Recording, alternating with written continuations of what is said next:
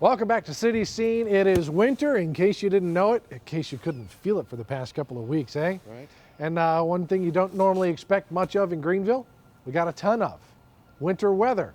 So to talk about how the city kind of reacts to that, we got Kevin Mulligan, our Public Works Director. How are you, sir? Great, doing well. I see that you finally caved in and you put on a winter coat. It's a little cold today, a little Yeah. cold these past 3 weeks. A little bit chilly. I even broke out the ski gloves. Absolutely. You know, these are awesome for making snowballs, but you know, when snow happens, we tend to panic. You know, I'm from Maryland, and when we had snow, we'd panic a little bit, but not as much as we do down here because we don't get it that often.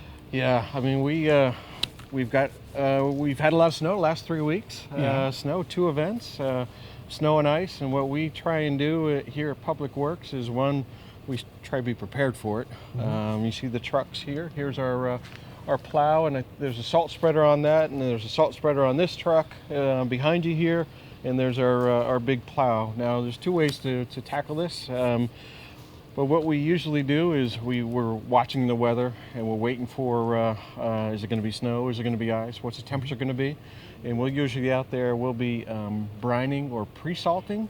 And there's 2 major focuses or reasons for the brining effort, and that's it's sticky. It's like adhesion. So when the salt crystals that come behind the brine in a different truck, when they fall, it will stick to the ground.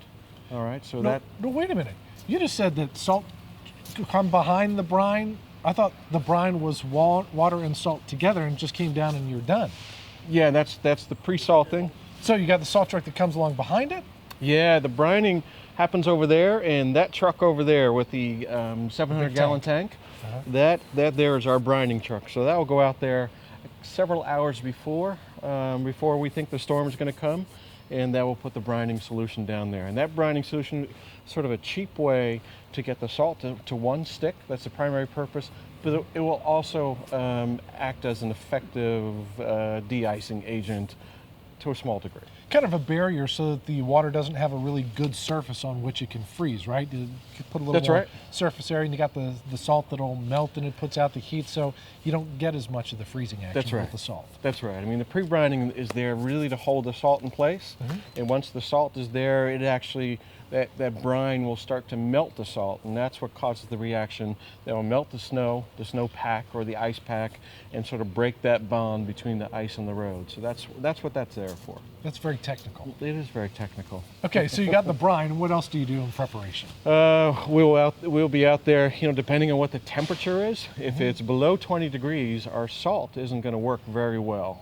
If the road temperature and air temperature is 20 degrees. So if sleet or freezing rain is falling, that's freezing up the roads, and we're going to have a difficult time breaking that down.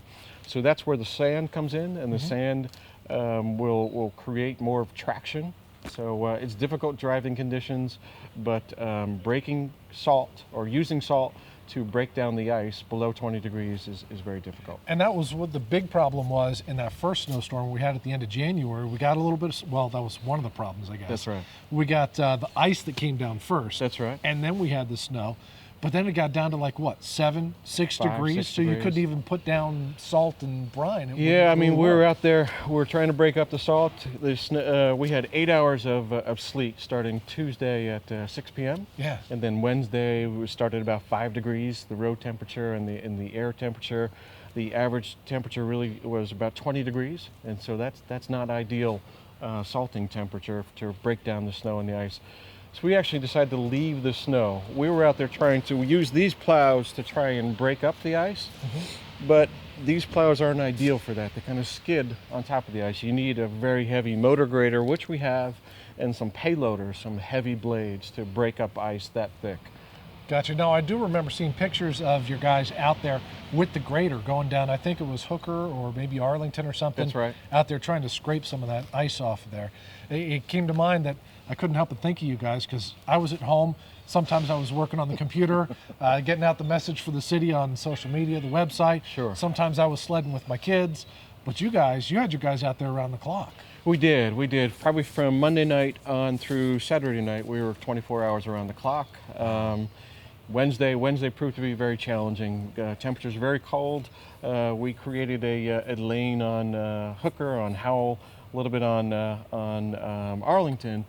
but anything we broke up had the potential to refreeze, and it got very cold that night. So Thursday, if you recall, the driving conditions on all city roads were a little more difficult Thursday morning than they were Wednesday morning. Right. So, but Thursday came the sun, the Nice. higher temperatures, and we made a lot of headway on Thursday. Opened up all the primary roads, Arlington, Hooker, Howell, Red Banks, Elm Street, some of the other major roads.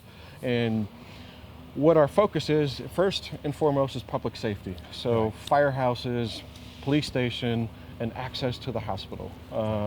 Access to the hospital is Arlington and Hooker Road. Secondary focus is access to the university. So that's First and Fifth, and then access to the schools around. So that's Elm and Red Banks and roads like that. Now, you mentioned a lot of roads, and most of the roads you're talking about, if not all the roads you're talking about, are city-owned roads. Yeah, those are just the city roads, right? Yeah, all the other roads that you're not really talking about, the big roads that people want access to, those are state roads. State roads, and the state did a fantastic job. They had their challenges as well on Wednesday. They had some big equipment and a lot of it, but on roads like Evans and Memorial and Stantonsburg and Greenville Boulevard, you may have noticed that it took a while to get those clean. They start up by the hospital and work their way around in a circular route around the city to try and open up a band around the city. And they did a fantastic job, but it really wasn't until Thursday afternoon, that you really saw the city starting to open up. And once they showed up, they had the real deal snow plows and stuff, and they just hit it. They brought a lot of heat to it, didn't they? A lot of heat, a lot of equipment from the west of the state. Right. Yeah, they really, you saw the city start to transform on Thursday. Well, you guys were out there, and I saw these machines, I saw the grader and things like that. You guys did a great job with what you had to work with. Thank you. Some people say, well, why don't you get more plows? But that's not really cost effective, is it? Yeah, I mean, we actually had some plows. We have some plows, and we actually rented some additional equipment, rented some of the payloaders, and that's what we look to do.